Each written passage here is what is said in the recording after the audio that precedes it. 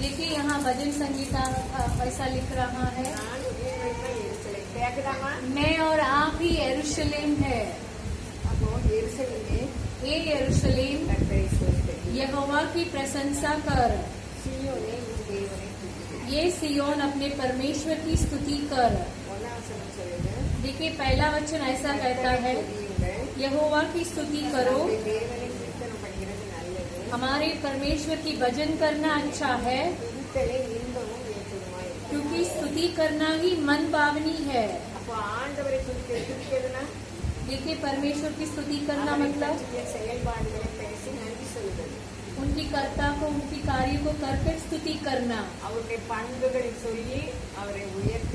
उनके गुण को बता के उन्हें ऊंचे उठाना।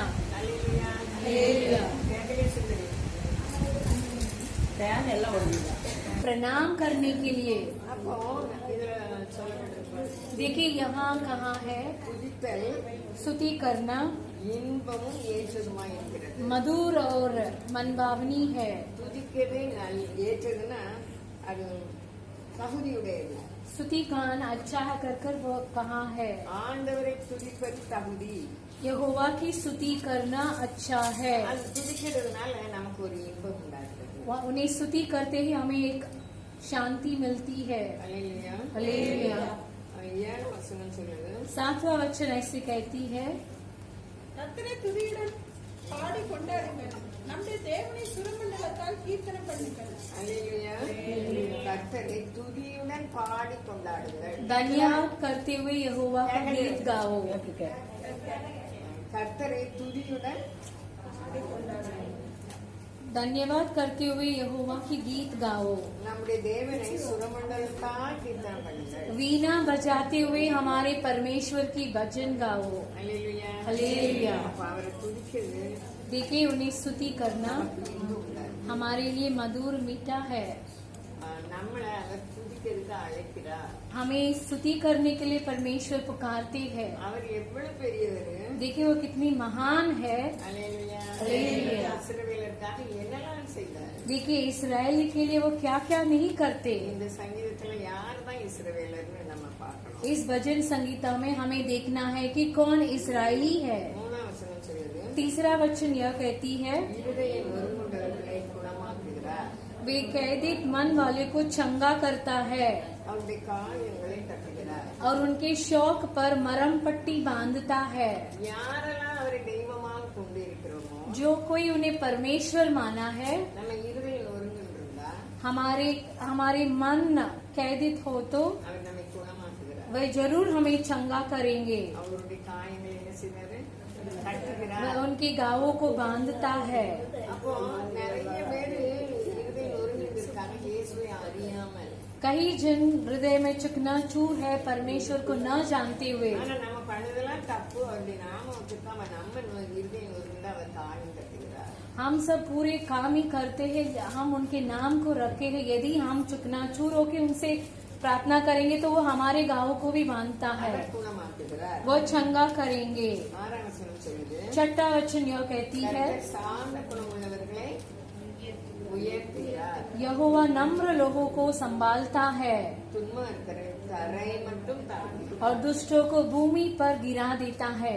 வசனம்லாம் நமக்கு தெரியும், वचन सब हम जानते हैं। நமக்கு சார்ந்த குணம் வருதா? देखिए हमारे पास नम्र गुण है क्या? நமக்காக தான் எழுதப்பட்டிருக்கு। हमारे लिए सब लिखा हुआ है। அவர் நமக்காக யாக்கோபுக்கு பிரமாணங்களை கொடுத்தாங்களா, அதை அவங்க அறியாமல் போனாங்க। याकूब को वाचा को दिया है, लेकिन वह अनजान में बैठे हैं। உலகத்துக்கு இல்ல, நமக்கு இருக்குது பிரமாணம்। संसार के लिए नहीं, लेकिन हमारे लिए है। நம்ம உயரணும்னா हम महान होना है तो நமக்கு என்ன வேணும்? देखिए हमारे लिए क्या चाहिए, नम्र गुण चाहिए। சார்ந்த குணம் உள்ளவர்களை உயர்த்துகிறார், यहोवा नम्र लोगों को संभालता है और ऊंचा उठाते हैं துன்மம் இருக்கிற தரை மட்டும் और தாண்டுகிறார்। दुष्टों को भूमि पर गिरा देता है। அவர் ஜட்ஜ், அவர் நீதிபதி। वो एक जज है और न्यायाधीश है। 13-14 சொல்லுங்க, நமக்கு அவர் செய்கிறார்। 13 और 14 में कहता है वो हमारे लिए करते हैं। நம்ம சொல்லுங்க, இப்ப பார்த்தோம் देखिए हम अब देखे थे, 3ல பார்த்தோம், இருதயம் நொறுங்குண்டவர்களை சொல்றார். परमेश्वर ने कहा कि मैं दीन और नम्र हूँ, मुझसे सीख लो कर कर। அப்போ சாந்த குணம் உள்ளவர்களை உயர்த்துகிறார். नम्र लोगों को ऊंचा उठाते हैं। பிற 14-15 சொல்லுது, 14 और 15 कहता है, அவர் உன் எல்லைகளை சமாதானம் உள்ளவர்களாக்கி वह तेरी सीवानों को शांति देता है சுத்தமான கோதுமையினால் திருப்தியாக்கி. और तुझको उत्तम से उत्तम गहू से तृप्त करता है। உலகத்துக்கு இந்த வசனம் தெரியாது. संसार के लोग ये वचन को नहीं जानते हैं, அதனால உலகத்துல ரொம்ப கஷ்டப்படுறாங்க. इसलिए संसारिक व्यक्ति बहुत कष्ट उठाते हैं। நான் வீட்டுல போய் அழுதுட்டே இருந்தேன். मैं घर पर जाकर रोकर बैठी थी। என் மருமக சொன்னாரு, பிச்சைக்காரங்க அங்க அப்படிதான் இருப்பாங்க. मेरी बहू कहने लगी को भीख मांगने वाले वो वैसे ही रहेंगे, குடும்பமா பிச்சை எடுத்தாங்க. परिवार परिवार के साथ वो भीख मांगते हैं। நம்மளுக்கு அது டைஜஸ்ட் ஆகல, உதவி செய்யும் இயலவில்லை. वह हमें अजब नहीं हो रहा है, उन्हें सहायता करने के लिए हमसे नहीं हो पा रहा है। அப்போ நமக்கு அவர் என்ன உதவி செய்தாரு? देखिए वह हमारे लिए का वचन में लिखा है कि वह तेरी सीवानों को शांति देता है சுத்தமான கோதுமையினால் திருப்தியாக்குகிறார். और तुझको उत्तम से उत्तम गहू से तृप्त करता है। அவர் உன் வாசல்களின் தாழ்பாள்களை பலப்படுத்தி वो तेरे द्वार को दृढ़ कर कर, वो 13 और 14 में है। சாரி 13-14 தப்பா சொல்லிட்டேன். அவர் உன் எல்லைகளை சமாதானம் உள்ளவர்களாக்கி वो तेरी सीवानों को शांति देता है, ये 14 वचन है। 13 अभी 13 वचन, அவர் உன் வாசல்களின் தாழ்பாள்களை பலப்படுத்தி वह तेरे फाटकों को खंबा को दृढ़ किया है உன் பிள்ளைகளை और तेरे बच्चे को ஆசீர்வதிக்கிறார். आशीष दी है। இதை சொல்லி சொல்லி நம்ம ஜெபம் பண்ணணும். इसे कबूल कर कर कर कर प्रार्थना करना है, நமக்காக மட்டும் இல்ல. हमारे लिए सिर्फ नहीं, நம்ம பாஸ்டர் உடன் ஊழியர்கள் हमारे मुख्य पासवान சபையில இருக்க ஒவ்வொரு பிள்ளைகளும் और कलीसिया में रहने वाले हर एक व्यक्तियों के लिए प्रार्थना करना है। ஊழியர்கள் கஷ்டப்படுவாங்க. सेवकाइयों में कष्ट उठा रहे हैं। அல்லேலூயா. அல்லேலூயா. அல்லேலூயா. இப்ப அவர் நமக்கு இவ்வளவு காரியம் செய்தார். இன்னும் நிறைய காரியம் செய்தார். देखिए वह हमारे लिए कितना कार्य कर रहे हैं और भी करेंगे। அவருடைய பண்புகள் उनके गुणों को देखिए। 5ஆம் வசனம் சொல்லுது, 5वां वचन कहती है, நம்முடைய ஆண்டவர் हमारा प्रभु பெரியவரும் மகாபலமுமாயிருக்கிறார். महान और अति सामर्थी है। அப்ப நம்ம ஆண்டவர் எப்படிப்பட்டவர்? देखिए हमारे परमेश्वर कैसा है, वह महान है மகாபலம் உள்ளவர். और अति सामर्थी है। அவருடைய அறிவு அளவில்லாதது. उसकी बुद्धि अपारंबर है। இப்படிப்பட்ட ஆண்டவரை வச்சு நம்ம அவரை துதிக்கணும். ऐसे परमेश्वर को रखकर उनकी स्तुति गाना है। தேவனை அறியாதவர்களுக்காக நம்ம ரொம்ப ஜெபிக்கணும். जो परमेश्वर के अनजान में है उनके लिए बहुत प्रार्थना करना है। அல்லேலூயா. அல்லேலூயா. 10ஆம் வசனம் சொல்ல, அவர் குதிரையின் பலத்தில் விருப்பமாயிரார். देखिए वह न तो घोड़े के बल को चाहता है வீரனுடைய கால்களில் பிரியப்படார். और न पुरुष के पैरों से प्रसन्न होता है। எவ்வளவு பலசாலிகளா இருக்கலாம், कितना भी बलवान होने எவ்வளவு दीजिए, பணக்காரர்களா कितने இருக்கலாம், भी धनवंत होने அதிலெல்லாம் दीजिए, ஆண்டவர் பிரியப்படுகிறார். उसमें प्रभु प्रिय नहीं रखता। அல்லேலூயா. அல்லேலூயா. அப்போ யார் மேல பிரியமா இருக்காரு? देखिए वह किसके ऊपर प्रिय रखता है, அவர் சித்தம் செய்தவங்க மேல. जो उनकी इच्छा करता है। அல்லேலூயா. அல்லேலூயா. தமக்கு பயந்து उनके डर मांगकर தமது கிருபைக்கு காக்கிறவர்கள் மேல் கர்த்தர் பிரியமாயிருக்கிறார். उनकी कृपा को जो संभालता है उनके ऊपर प्रिय रखता है। அவருக்கு நம்ம பயந்து நடக்க நடக்க ஒண்ணுமே நடக்கலையே அப்படின்னு நம்ம நினைக்க கூடாது. हम सोचते हैं कि उनके भयभीत होके मेरे पास तो कुछ नहीं हुआ कर नहीं सोचना चाहिए। நம்ம ஜெபிக்கும் போதே அவர் கவனிச்சாரு. हम विनती करते समय वो हमारे ध्यान देता है। அவருடைய கிருபை வல்லமையாக மாறுவதற்கு उनकी कृपा महान बदलने के लिए நம்ம காத்திருக்கணும். हमें बाट जोना है। அல்லேலூயா. அல்லேலூயா. நமக்கு பயந்து उनको डरवयों को, தமது கிருபைக்கு காத்திருக்கிறவர்கள் மேல் उनकी कृपा को जो बाट जोते हैं பிரியமாயிருக்கிறார். उन पर ही प्रिय रखता है। நிறைய பேர் நம்ம ஜெபம் பார்த்தா ஒண்ணுமே நடக்கலையே, कई जन सोचते हैं कि मैं तो प्रार्थना बहुत करती हूँ, कुछ नहीं हुआ, சோர்ந்து போயிருவாங்க. हम थक जाते हैं। நம்ம ஆண்டவர் மகா பெரியவர். देखिए हमारे प्रभु महान है। அவன் கவனிக்காரு. हमें लगातार देखते हैं। ஜெபிக்கும்போதே கவனிக்காரு. हम जब प्रार्थना करते हैं तब ही हमें देखता है। அவருடைய கிருபைக்கு அவருடைய கிருபை வல்லமையாக மாறும். उनकी कृपा महासामर्थी बनती है। நம்ம வேண்டுதலை அவர் கேட்பார். हमारी विनतियों को वो सुनेंगे। அவருடைய வார்த்தை 15ஆம் வசனம் சொல்லுது, उनकी वचन 15 वचन में ऐसा அவர் कहती தமது है, வார்த்தையை பூமியிலே அனுப்புகிறார். वह अपनी आज्ञा को पृथ्वी पर प्रचार करता है அவருடைய சொல் மகா தீவிரமாய் செல்கிறது. और उसका वचन अति वेग से दौड़ता है। அன்னைக்கு யூத குலத்துக்கு ஒரு அழிவு வந்தது. उस दिन यहूदियों के लिए एक नाश आई थी। எஸ்தர் ராஜா காலத்துல एस्तर रानी के दिनों में அவங்க காட்டில் நொறுங்கி உபவாசித்து ஜெபிச்சாங்க. वे अपने आप को दीन कर कर व्याकुल होकर विनती करने लगी। அவங்க 127 நாடுகளுக்கு அவருடைய வார்த்தை தீவிரமாய் சென்றது. 127 देशों में पूरा उनकी वचन अति वेग में दौड़ा था। அவருடைய வார்த்தை அவர் அனுப்புகிறார். उसके वचन को वो बेचता है। எப்ப அனுப்புகிறார்? कब बेचता है? அவருடைய பிள்ளைகள் அவருடைய சித்தத்துக்கு செபிக்கும் போது வார்த்தை அனுப்புகிறார். उनके बच्चे उनकी आज्ञा पालन कर कर प्रार्थना करते समय। அவர் நமக்கு எவ்வளவு செஞ்சிருக்காரு. देखिए हमारे लिए वे कितने महान कार्य அவர் किए हैं। கண்ணீர் விட்டு கொண்டே இருக்கிறார்.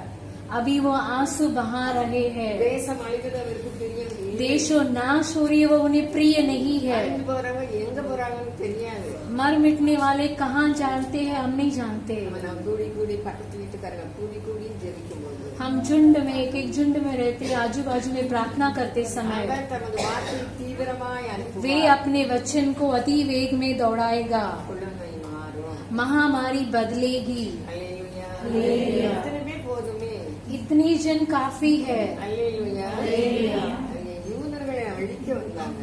यहूदियों को नाश करने के लिए आए थे, காரியம் மாறுதலாய் நடந்தது. लेकिन कार्य उल्टा हो गई ஏன்னா அவருடைய வார்த்தை தீவிரித்தது. क्योंकि उनकी वचन अति वेग में दौड़ा था। நம்முடைய வாழ்க்கையில அப்படி நடக்கும். हमारी जिंदगी में भी वैसी होगी।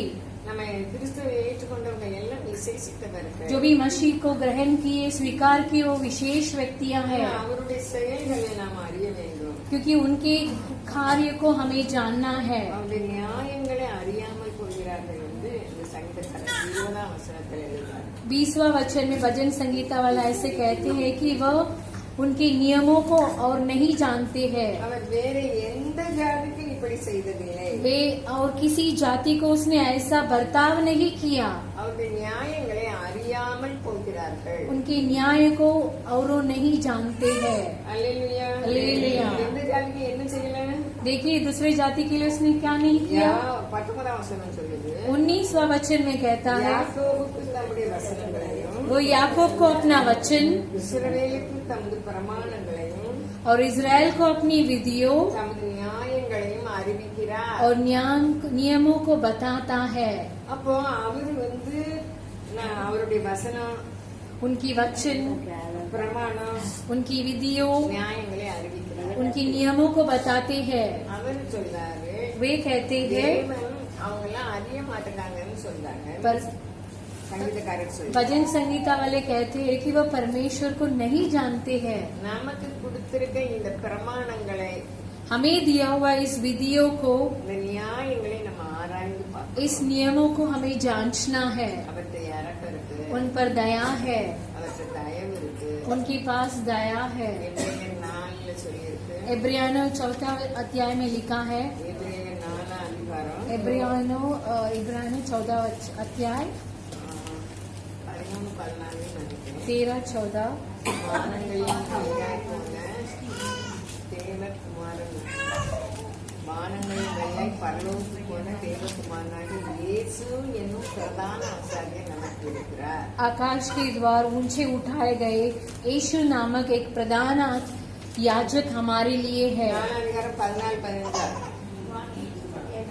हाँ 14। அதாவது 14 अध्याय, நமக்கு யார் இருக்கா?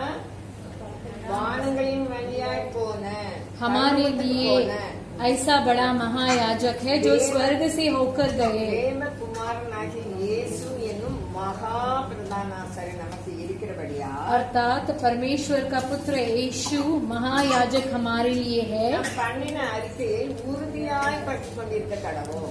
जो हमने विश्वास की अंगीकार को दृढ़ता से तामे रखना है। நம்ம என்ன அறிக்கை பண்ணணும்? देखिए हमें क्या विश्वास, இவர்தான் தேவன், यही परमेश्वर இந்த है, வசனப்படி நடக்கணும். इस वचन के अनुसार चलना है. நமக்கு அப்படி சொல்லப்பட்டு இருக்கிறது. हमारे लिए वैसे कहाँ है. இந்த அறிக்கையில உறுதியா இருக்கணும். इस विश्वास में दृढ़ रहना है.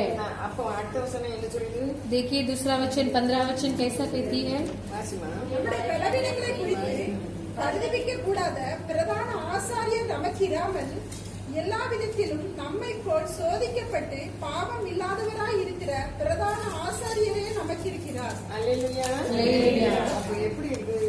அதாவது நம்முடைய பலவீனங்களை குறித்து பரிதவியாத பிரதான ஆசாரியர் நமக்கு இராமல், जो हमारी निर्मलता में हमारे साथ सहानुभूति न रख सके, நம்மளால ஒண்ணுமே செய்ய முடியாது. हमसे कुछ नहीं होगा. பண காரியத்திலும் சரி, சரீர காரியத்திலும் சரி, पैसे के कार्य में, शरीर के कार्य में, செயல்களினாலும் சரி, हमारे कार्यों में भी நம்ம பலவீனம். हम तो निर्बलता के साथ है. பலவீனங்களை குறித்து பரிதவிக்க கூடாத பிரதான ஆசாரியர் நமக்கு இராமல், हमारी निर्बलता में हमारे साथ सहानुभूति न रख सके वैसा नहीं, எல்லா விதத்திலும் நம்மை போல वे सब बातों में हमारे समान சோதிக்கப்பட்டோம், परखा तो गया பாவம் இல்லாத இருக்கிற பிரதான ஆசாரியரே நமக்கு இருக்கிறார். तो भी निष्पाप निकला महान याजक हमारे அப்ப लिए நம்ம है. பலவீனத்தை குறித்து அவர் நினைச்சிட்டு இருக்காரு. वे हमारे निर्बलता के बारे में सोच रहे हैं. நம்மளால வீட்டு வேலை செய்ய முடியாம இருந்தாலும் அவர் பலன் தருகிறார். हमारे लिए घर के कामकाज नहीं करने होते तभी भी हमारे लिए बल देते ஒவ்வொரு हैं. காரியத்தை நம்ம நினைக்கும் போது ஜெபம் பண்ண பலன் கிடையாது, हर एक कार्य में सोचते समय प्रार्थना करने के लिए बल नहीं வேத है, வாசிக்க பலன் கிடையாது, पवित्र शास्त्र पढ़ने के लिए बल नहीं है, ஆனா அவர் பலன் தருகிறார். लेकिन वह बल देते हैं. நம்ம பலவீனர்கள் हम तो कमजोरी के साथ, निर्बलता के साथ है. போது நம்ம உடம்பு நல்லா இருந்தாலும் நமக்கு சோம்பேறித்தனம். यदि हम प्रार्थना करने के लिए सोचते हैं तभी हमारे अंदर निर्बलता आ जाती है. நம்ம மனசு சொல்லணும். हमारे मन कहती है कि हम बहुत थके हैं. அல்லேலூயா. அல்லேலூயா. கடைசி காலத்துல நம்ம अंतिम दिनों में आए हैं. நம்முடைய பலவீனங்களை பெருசுபடுத்தாதபடி हमारी निर्बलता को महान न करते हुए நமக்கு பலன் தர முடியும். वे हमारे लिए बल देंगे. நம்ம விழித்திருந்து ஜெபிக்கிறவர்களாக हमें जागते हुए प्रार्थना करना है. நம்ம இறக்கத்தை பெற்று நமக்கு மற்றவங்களுக்கு கொடுக்கணும். दया को पाकर हमारे लिए और दूसरों के लिए देना है. இப்படிப்பட்ட மகா பிரதான ஆசாரியர் நமக்கு இருக்கிறபடியா ऐसी महायाजक हमारे लिए है. நாம் இரக்கத்தை பெறவும், हमको हमें दया पाकर ஏற்ற சமயத்தில் சகாயம் செய்யும் கிருபையை அடையவும், अनुग्रह को पाने के लिए தைரியமாய் கிருபாசனங்களை சேர கடவும். धैर्य के साथ उनकी सिंहासन में जा चुके हैं, जाना है. அவருடைய இறக்கம் இருக்கு. இது கிருபையின் நாட்கள். और भी उनकी अनुग्रह है, ये अनुग्रह की दिन है. சகாயம் இருக்கு.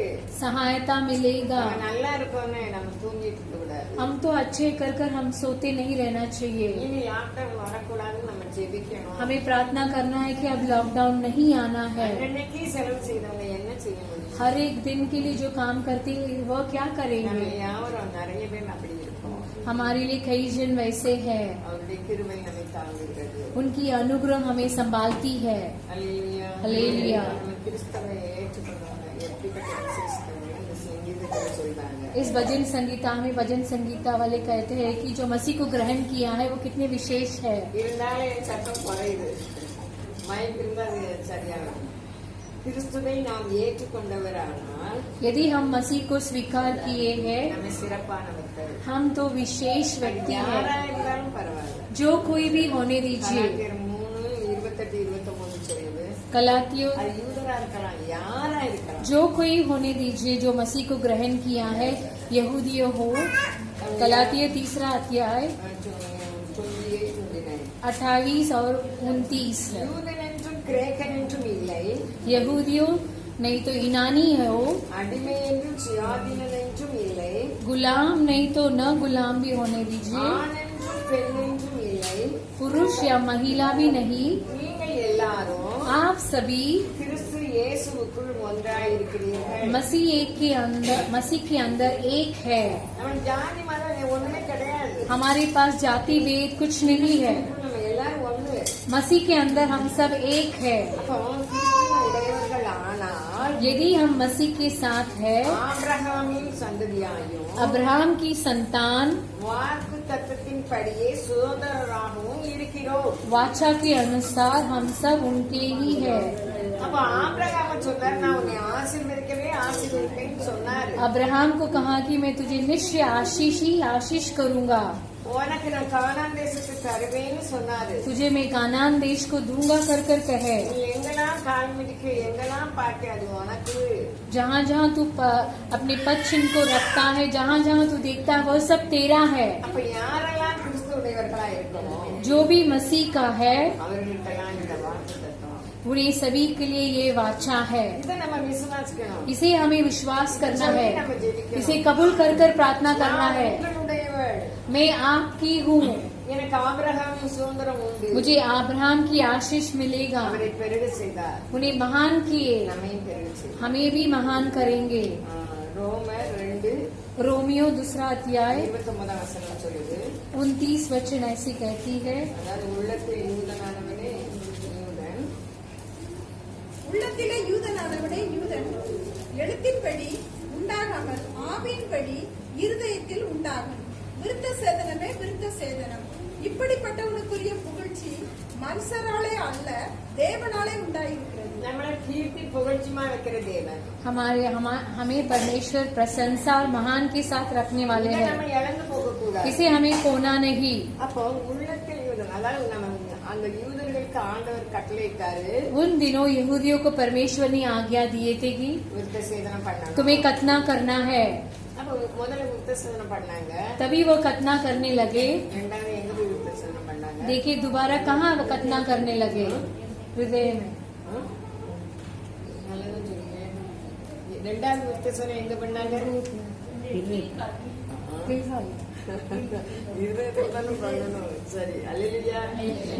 கில்கால்ல ஏன் பண்ணாங்க? किलकाल में क्यों खतना किए? முதல்ல ஜனங்கள் வந்தாங்க. पहला प्रजा आए थे, அல்லேலூயா. அல்லேலூயா. அவங்களாம் மனநடங்கள் செத்து போயிட்டாங்க. वो सब रेगिस्तान में मर मिट गए. புதுசா வந்த ஜெனரேஷன் दूसरी संतान, அவங்களுக்கு விருத்தசனம் இல்ல. उनके अंदर खतना, वह खतना रहित थे. அப்போ அங்க பஸ்கா वहाँ ஆசரிச்சாங்க. पस्का मनाने लगे.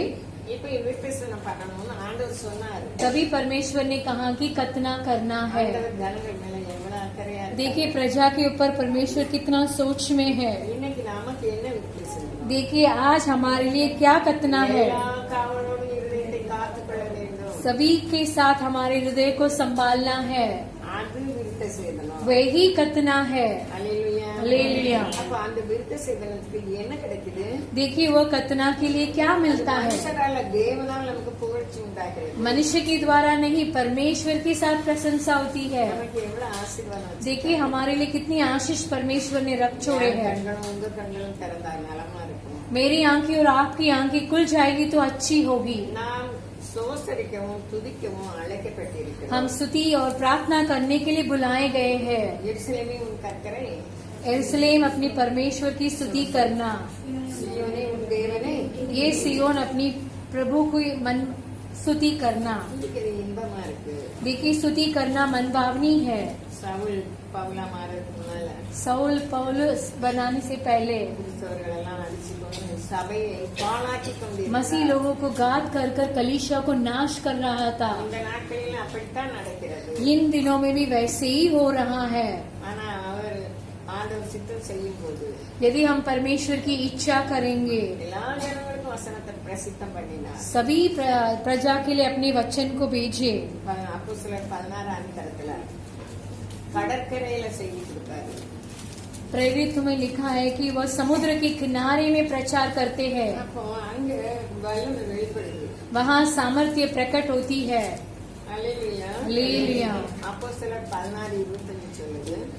प्रेरितों के काम 16:20 में ऐसा लिखा है. நடுராத்திரியிலே பவுலும் சீலாவும் ஜெபம் பண்ணி தேவனை துதித்து பாடினார்கள். காவலில் வைக்கப்பட்டவர்கள் அதை கேட்டுக் கொண்டிருந்தார்கள்.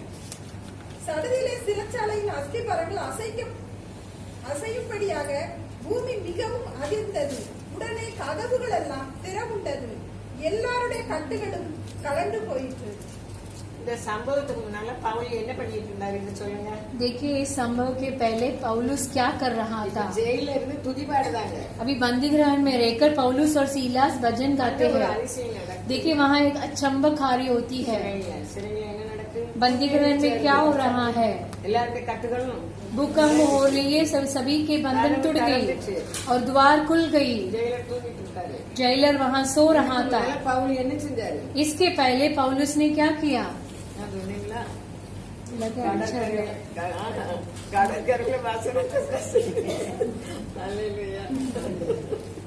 கடற்கரையில வசனம் சொல்லிட்டு இருந்தாரு. समुद्र के किनारे में परमेश्वर की वचन प्रचार कर रहे थे। கடற்கரை ஈலியா வீட்டுல இருந்து கடற்கரையில வசனத்தை சொல்லி போறாரு. लुदिया के घर में रहकर समुद्र के किनारे में प्रचार कर रहे थे। போற வழியில ஒரு குறிகார ஆவி இருந்து ஒரு பெண்ணிட்ட இருந்து जाते रास्ते में एक नशीली शैतान एक व्यक्ति के एक स्त्री के अंदर से ஊழியக்காரரை பார்த்து அவ சொல்லுதா, परमेश्वर की सेवक को देखकर वो बताती है, ரட்சிப்பின் வழியை நமக்கு அறிவிக்கிறவர்கள்। उद्धार के मार्ग को हमें बताने वाले। அந்த பிசாசுக்கு தெரியுது वो शैतान जानता है இந்த வசனம் வந்து ரட்சிப்பின் வழியை அறிவிக்கிறது। इस वचन उद्धार की मार्ग को बताती है कर कर। இந்த ஊழியக்காரர்கள் ரட்சிப்பின் வழியை சொல்லுதாங்க। इस सेवक को उद्धार की मार्ग को बताते हैं। தராசனை அவ சொல்லிட்டே இருக்கா। लगातार वो शैतान जिसके अंदर है वो बोल रही है। பொறுமையா போறாரு। ये ऐसे धीरज के साथ जाते हैं। அன்னைக்கு சொல்லிட்டாரு, उस दिन कहने लगे, நீ பேரு इससे छोड़कर तू चले जाना। பேட்டு वो चले गया। அதை வச்சு வியாபாரம் பண்ணவங்களுக்கு பணம் கிடைக்கல। उससे धंधा करने वाले लोग को अभी धंधा नहीं हो रहा था। இன்னைக்கு எனக்கு உனக்கு உங்களுக்கும் பணம் முக்கியமா தேவன் முக்கியமா? आज मेरे लिए और आपके लिए धन पैसा अहम है क्या परमेश्वर अहम है? அதனால அவங்களுக்கு பணம் கிடைக்கணும்னு பூசாரிகள் எல்லாம் இவங்களை பிடிச்சு கொண்டு அரசிட்ட ஒப்படைக்காங்க। तो वो सभी लोग इन्हें पकड़कर पौलुस को पकड़कर सरकार में सौंपते हैं। 22 வசனம் 22 वचन 16 அதிகாரம் அப்போஸ்தலர் 16 प्रेरितों के काम 16 अध्याय 22 वचन। அப்போ இவங்க என்ன சொல்றாங்கன்னா, அப்பொழுது ஜனங்கள் கூட்டம் கூடி அவர்களுக்கு விரோதமாய் எழுப்பினார்கள். அதிகாரிகள் அவர்கள் வஸ்திரங்களை கிழித்து போடவும் அவர்களை அடிக்கவும் சொல்லி அவர்களை அநேக அடி அடித்த பின்பு சிறைச்சாலையிலே வைத்து அவர்களை பத்திரமாய் காக்கும்படி சிறைச்சாலைக்காரனுக்கு கட்டளையிட்டார்கள்। அவன் இப்படிப்பட்ட கட்டளையை பெற்று எல்லாரும் கமிச்சிங்களா வாசிங்களா பைபிள? सभी लोग देखे सुने क्या? அதிகாரிகள் நல்லா அடிச்சு ட்ரெஸ் எல்லாம் கிழிச்சு காயப்படுத்தி अधिकारियों ने उनके कपड़े फाड़कर उतार डाल और उन्हें बहुत मार पीटे ஜெயிலர்கிட்ட ஒப்பு கொடுத்துட்டாங்க। और दारोगा के पास सौंप दिए। உடனே அவர் பத்திரமா தொழுமரத்துல மாட்டி காத்துட்டு இருக்காங்க। वे उन्हें सावधानी से रख कर और उन्हें देखभाल कर रहे हैं। அப்போ நடு ராத்திரியில आधी रात के लगभग में அவரும் சிலாவினா அடிச்சு காயப்படுத்தி சட்டை கிழிச்சு எப்படி இருக்கும்? அவங்க எல்லாம் படிச்சவங்க பணக்காரங்க। पौलुस और सीलास पढ़ लिखे थे और बहुत धनवान थे। उन्हें मार कर पीट कर அவங்க மேனேஜ் என்ன ஆகும்? देखिए उनका नाम कितना बदनाम हो गया। நம்ம அப்படிதான் நினைப்போம்। हम तो वैसे ही सोचते हैं। நம்ம மரியாதை என்ன देखिए हमारे नाम कैसे बदनाम हो गया, அவங்க அதெல்லாம் நினைக்கல। वो सब वो नहीं जाने। பொதுவான சரி அங்க காத்திருக்காரு। सभी के लिए जो बंदी गृह था वहाँ वो बाहर जोते हैं। ஈனா அரிச்சிட்டு मक्खी आकर उनके ऊपर बैठा था। இந்த நேரம் ரொம்ப வெப்பமா இருந்தா நமக்கு எப்படி இருக்கு? देखिए बहुत गर्मी के दिन में हम कितना गर्म महसूस करते हैं। அவங்க சுயத்தை பார்க்கல। वो अपने खुदपने को नहीं देखे। காயத்துல ஈ அரிச்சிட்டு இருக்கும்। उनके गांवों पर मक्खी आकर बैठी थी, வேதனை நிறைஞ்சிருப்பாங்க। वेदना से भरे थे। அதெல்லாம் பொறுப்பெடுத்து वो सभी वो देखने नहीं देखे। தேவனை துதிப்பதை அவங்க விரும்பினாங்க। परमेश्वर को स्तुति करना ही वो चाहते थे। மோசமான சூழ்நிலையில वो बुरी परिस्थिति में भी அவங்க துதிக்க ஆரம்பிச்சாங்க। वो स्तुति करने लगे।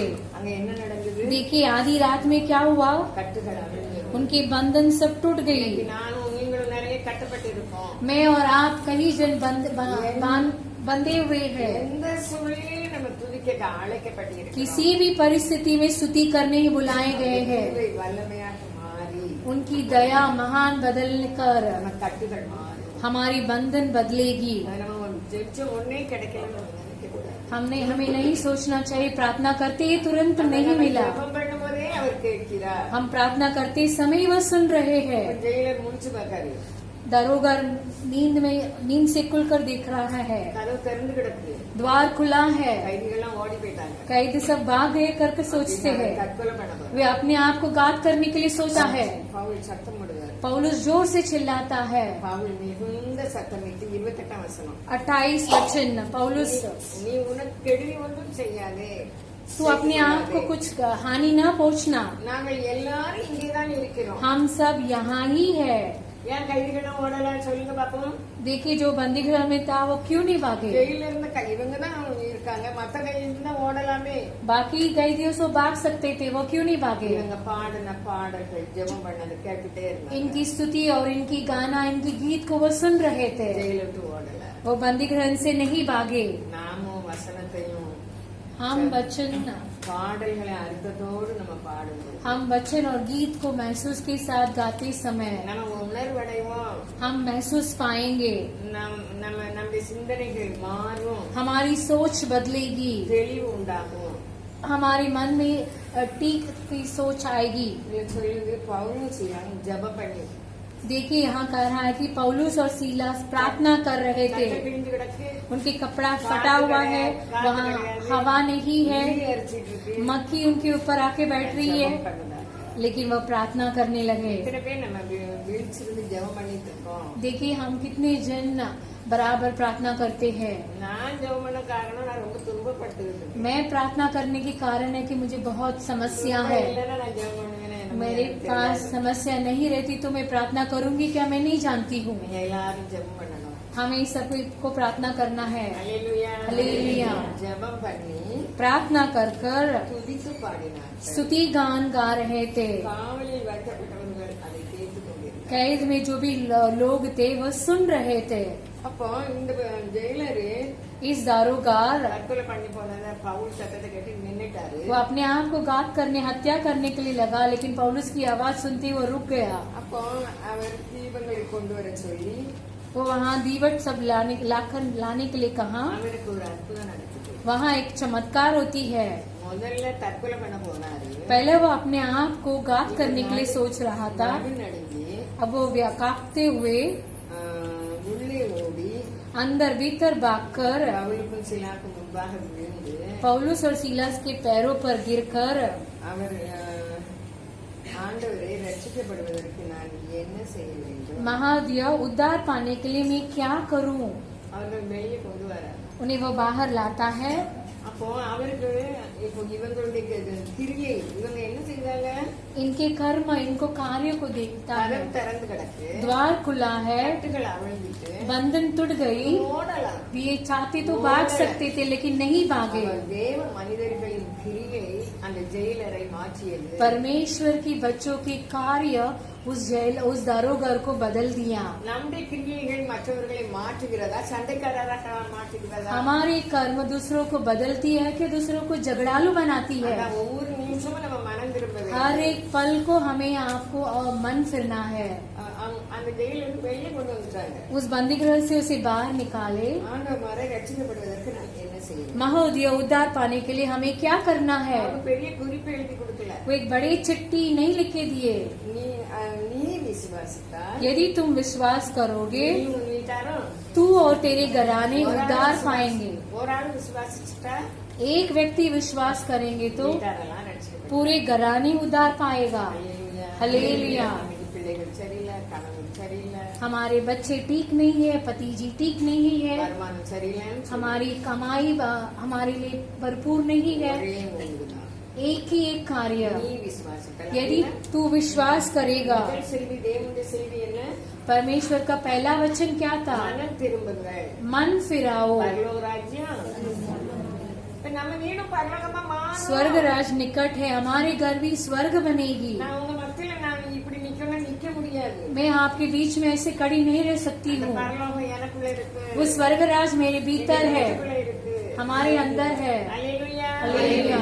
ஆண்டவர் அதான் சொன்னாங்க, மனம் திரும்புங்கள், பரலோக ராஜ்யம். वही परमेश्वर कहने लगे स्वर्ग मन फिराओ, स्वर्ग राज निकट है। வாழ்ந்து காட்ட வேண்டும். हमें जी कर दिखाना है। இவ்வுலகிலே நம்ம சந்தோஷத்தை அனுபவிப்போம். इस संसार में भी हम खुशी मनाएंगे। இன்பத்தினோடே போனாலும் यदि हम दुख के बीच में जाएंगे நம்ம तो சமாதானத்தை யாரும் பறிக்க முடியாது. हमारी शांति को कोई भी नहीं निकाल सकते। நம்ம ஜெபம் பண்ணுகிறவர்களாக, हमें प्रार्थना करते हुए, சோஸ்தரிக்கிறவர்களாக, स्तुति करते हुए, துதிக்கிறவர்களாக இருக்கணும். भजन गाते हुए, அல்லேலூயா. அல்லேலூயா. இப்ப ஜெயில வெளியே கொண்டு வந்துட்டாரு. देखिए अभी दरोगा बाहर निकल आया, அவனுக்கும் அவன் வீட்டில் உள்ள யாவருக்கும் கர்த்தருடைய வசனத்தை போதித்தார். उन्हें और उनके सारे घरानों को परमेश्वर की वचन को प्रचार किए। ஒரு சமயம் என்ன செய்தாங்க? देखिए क्या होने लगा, ராத்திரியில் அந்நேரத்தில் தானே அவன் அவர்களை அழைத்து கொண்டு போய் கர்த்தருடைய வசனத்தை போதித்தார். रात को उसी समय परमेश्वर को वचन को सुनाए அவர்களை அழைத்து கொண்டு போய் और उन्हें लेकर जाकर வசனத்தெல்லாம் கேட்டதான் காயங்களை கழுவுதாரு. वचन को पूरे सुनने के बाद ही दारोगार उनकी गांवों को धोता है। காயத்துக்கு ஒண்ணுமே போடல. उनकी गांवों में कुछ नहीं डाले, காயத்தோடு தான் இருக்காங்க. वो गांवों के साथ ही बैठे थे। அவனுடைய காயங்களை கழுவினான். उनकी गांवों को धोए காயங்களை கழுவிட்டு ஞானஸ்நானம் எடுத்தாங்க. और वो सभी लोग बपतिस्मा लिए। நம்ம எல்லாரும் ஞானஸ்நானம் எடுத்திருப்போம். अभी हम सब बपतिस्मा ले चुके हैं, எடுக்காதவங்க எடுக்கணும். जो नहीं लिए उन्हें जरूर लेना है। பின்பு அவன் அவர்களை எப்படி எங்க தைரியம் வந்தது?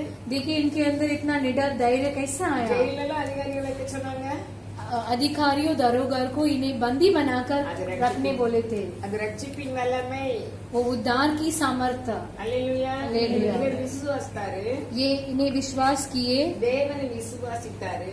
परमेश्वर को भी विश्वास किए, ஜெயிலர் ये दारोगा, ரட்சிக்கப்பட்டாரு. और वो उद्धार पाए। அதனால அதிகாரிகளுக்கு பயப்படல. इसके लिए वो अधिकारियों से नहीं डरा, வீட்டுக்கு கூட்டு போறாரு. घर पर लेकर गए। அதிகாரிட்ட இருந்து என்ன வருது? देखिए अधिकारियों के पास से क्या आ रहा है, விட்டுரு. उन्हें छुड़ा लो। இந்த நாளிலும் நம்ம வசனத்தை தியானிக்கிற நம்ம इस दिनों में जो वचन को जानने वाले हम, मैं, நமக்கு எவ்வளவு துன்பம் வரலாம். हमें यहाँ बहुत समस्या आ सकती है, எல்லாவற்றிலும் இருந்து நம்மை காப்பாற்றுவார். सभी से परमेश्वर हमें जरूर छुड़ाएंगे। நம்ம உலகத்தாரை போல இல்ல. हम संसार व्यक्ति के जैसे नहीं, हम विशेष पाए, நம்ம विशेषता है से நம்மை புகழ்ச்சியாய் வைப்பார். हमें महान रखेंगे। ஆபிரகாமுக்குள்ள ஆசீர்வாதம் நமக்கு உண்டு. अब्राहम की आशीष हमारे लिए ही இவ்வளவு है। ஆசீர்வாதம் இருந்தும் इतनी आशीष रहकर भी ஆண்டவர் சொன்னது போல நம்ம துன்பப்பட அவசியமா இருக்குது. परमेश्वर जो कहा थे कि हमें दुख उठाना अवश्य ஏன் है। துன்பப்பட அவசியமா இருக்கு? क्यों दुख उठाना चाहिए?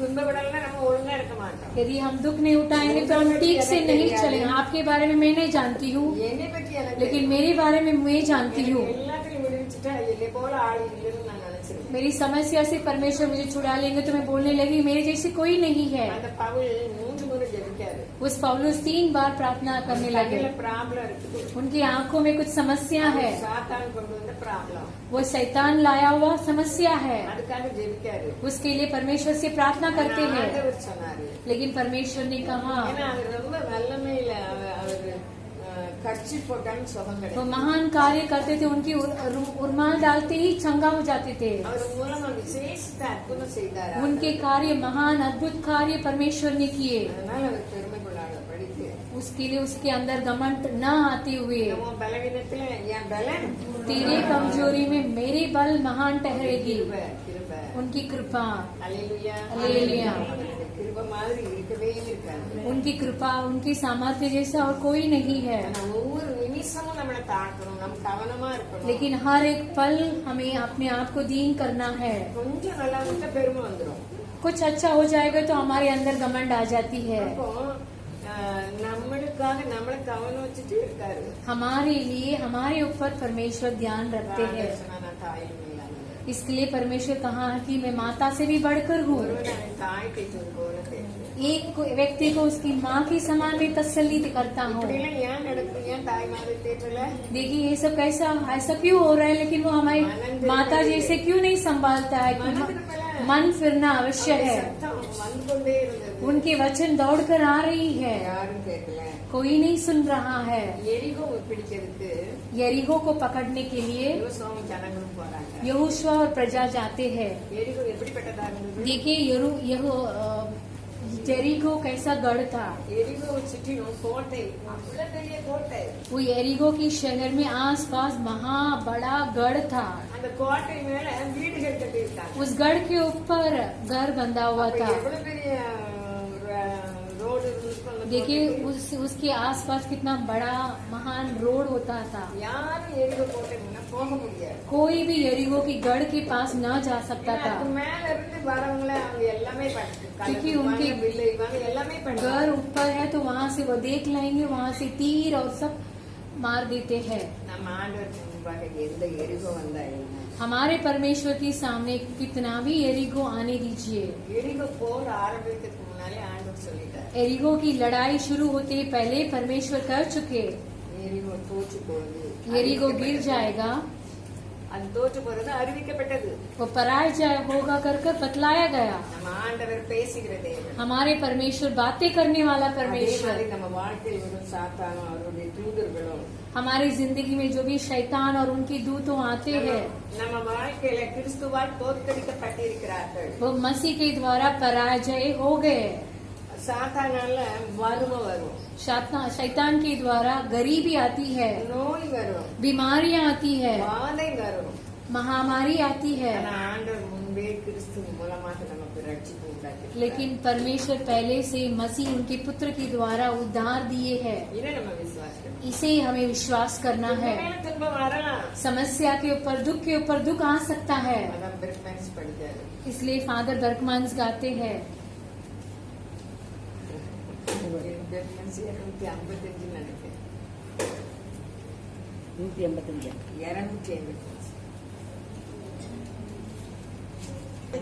यदि परमेश्वर हमारी नींव है तो तूफान आएगी, புயல் வீசும். आंधी आएगी। பேதுரு 2 அதிகாரம் 2 வசனம் சொல்றாரு.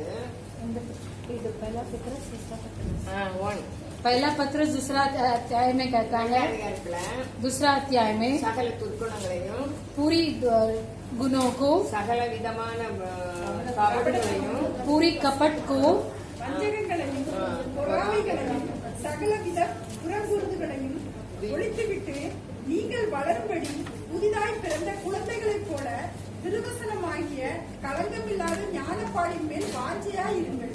நம்மளுக்கு என்ன துர்க்குணம் இருக்கு தெரியுமா? देखिए हमारे अंदर कितनी बुरी गुण है। உங்களுக்கு உங்க துர்க்குணம் தெரியுமா? आप सब अपने अपने दुर्गुण को जानते हैं। நிறைய காரியம் இருக்கு நமக்கு. हमारे अंदर बहुत बुरी कामें है। அல்லேலூயா. அல்லேலூயா. ஆனா பேதுரு நல்லா சொல்றாரு, அவருக்கு துர்க்குணம் என்ன இருக்கு? देखिए उनके बाद पूरी गुण क्या था। அன்றையால பேதுருவை கொண்டு ஆண்டவரை கூட்டிக் கொண்டாரு. अंद्रियास ने पत्रस को परमेश्वर के पास लेकर आए। உங்கள்கிட்ட சொல்ல முடியாது, जो सो लिखकर आई थी वो सब नहीं बता पा रही हो। அப்போ அது சொல்லுண்டாமோ टाइम कट गई है।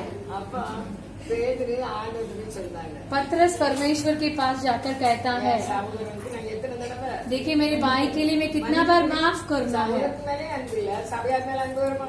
भाई के ऊपर प्रेम नहीं है, लेकिन कलीसिया वाले के पास कैसा प्रेम रहेगा। हाँ, நம்ம எல்லாரும் हम அம்மா. सब माताएं हैं। அம்மா இருந்தாலே சகோதரர்கள் ஒற்றுமையா இருப்பாங்க. जब तक माता है भाई बहन के पास रिश्ता रहती है। அவங்க சம்பந்தமா ஆயிரும். उनके पास उनके संतान, उनके बच्चे पोते सब ऐसे हो जाते இப்பவே हैं। நம்ம ஜெபிக்கணும். நான் ஜெபிக்கிறேன், நீங்களும் ஜெபிங்க. अभी से हमको प्रार्थना करना है, आप भी प्रार्थना करिए। आप सब में से कम उम्र के हैं, ஒரு சகோதரருக்கு ஒரு சகோதரர் நினைச்சுட்டே இருப்பாங்க. एक भाई के बाद दूसरे भाई विरोधिता में सोचते हैं। துர்க்குணம் ஏதாவது தப்பு செஞ்சா அதை நினைச்சுக்கிட்டு இருப்பாரு. जो भी गलत किए तो उसके बारे में सोच रहे थे। யாருக்கெல்லாம் பழக்கணுமோ அப்படிதான் जिसके साथ हम रिश्ता रखते हैं उनके साथ भी हम ऐसे ही बर्ताव करते हैं। தேறினவர்களா இருக்கணும். हम सब उससे बाहर आना है। பேதுரு சொல்றாரு, इसलिए पत्रस कहते சகல हैं, துர்க்குணத்தையும் पूरी बुराई से, சகல விதமான கவடுகளையும் पूरी कपट के साथ, வஞ்சகங்களையும் பொறாமைகளையும் दुर्गुणता से, சகல விதமான புறங்குறுகளையும். दूसरे के बारे में बोलना। யாரெல்லாம் புறங்குறோங்களோ दूसरे के बारे में कौन तो नहीं बताते, ரகசியமா சொல்லுவோம், रहस्य के साथ हम बताते हैं। மற்றவங்களை கெடுப்பதே சொல்லுவோம். दूसरों के बारे में बुरी नहीं करना है, நல்ல காரியத்தை சொல்லலாம், अच्छे कार्य को ही करना है। அவமானப்படுத்த காரியத்தை उन्हें சொல்லலாம். अपमान नहीं करना चाहिए। அல்லேலூயா. அல்லேலூயா. நான் ஒவ்வொரு வீடா போறவா मैं तो घर घर परमेश्वर के वचन को प्रचार करती हूँ। எனக்கு தமிழத்துல இஷ்டம் இல்ல. तो मुझे भिखारी सोचते हैं क्या। அல்லேலூயா. அல்லேலூயா. அந்த நேரத்துல நல்ல பீப்பிள்ல நான் பிரசிடென்டா இருக்கும்போது उस अच्छे चरवार कलीसिया में प्रेसिडेंट थी तभी। அப்படியெல்லாம் சொல்லாமே விசுவாசிகள் வீட்டுல கூட்டிட்டே ஓடிடுவாங்க. சொல்லு, விசுவாசிகள் பெண்கள் கூட பார்ப்பாங்க. அதான் நாங்க कई जगह देखे तो बच्चे के बारे में, पति के पत्नी के बारे में बुरी बताते हैं। हमें मार्ग फिराना है। எரிகோ பத்தி நான் ரொம்ப சொல்லல. एरियो के बारे में बहुत नहीं बता पाई। टाइम कट நம்ம गया। வாழ்க்கையில யோர்தான் வரலாம். हमारी जिंदगी में यर्दान आ நாம் सकती है வசனத்தை உடையவர்களா இருந்தா यदि हम वचन के साथ रहेंगे। யோர்தான் பின்னிட்டு திரும்பும். हमें देखकर यर्दान पीछे मुड़ेगी। கோலியாத் வரலாம். गोलियात आ सकता அவருடைய है। நாமம் நமக்கு சொந்தமானால் यदि उनके नाम हमारे कुत्पन में है वो गिर जाएगी। அப்போ நம்ம அவருக்கு எருசலேமே கர்த்தரை சோஸ்திரி. यरूशलेम परमेश्वर की स्तुति करना, சீயோனே உன் தேவனே. ये सियोन अपने परमेश्वर की भजन गाना, எருசலேமே கர்த்தரை சோஸ்திரி. यरूशलेम परमेश्वर की स्तुति करना, சீயோனே உன் தேவனே. ये सियोन अपने परमेश्वर की भजन गाना, यही हमारे लिए बल है। அல்லேலூயா. அல்லேலூயா. சோஸ்திரிக்கவும் துதிக்கவும் நம்முடைய பலன். स्तुति और भजन गाना ही हमारा बल है। மேல பார்த்தா அவர் தரங்க அள்ளி போடுவாரு. ऊपर देखते ही वो आसमान खुलकर देंगे। விசுவாசிக்கிறீங்களா? यदि आप विश्वास करते हैं, हालेलुया, அல்லேலூயா சொல்லுங்க. हालेलुया। இயலாமை அவர் பார்த்து கொண்டிருக்கிற தேவன் இல்லை. हमारे कमी घट को वो नहीं देखने वाला நம்முடைய परमेश्वर தேவைகளை சந்திப்பார். हमारे पूरे कार्य को सफल पार कराएंगे। हालेलुया। எல்லாரும் சாட்சி சொல்லணும். सभी को गवाही बोलना है। பலவீனத்தை மாற்றுவார். हमारी कमजोरियों को बदलेंगे, நோய்களை நீக்குவார். बीमारियों को हटाएंगे, கடன்களை மாற்றுவார். कर्जों को माफ कर देंगे। ஆனா சோஸ்திரிக்கணும், துதிக்கணும். लेकिन उसके बीच में स्तुति और भजन गाना है।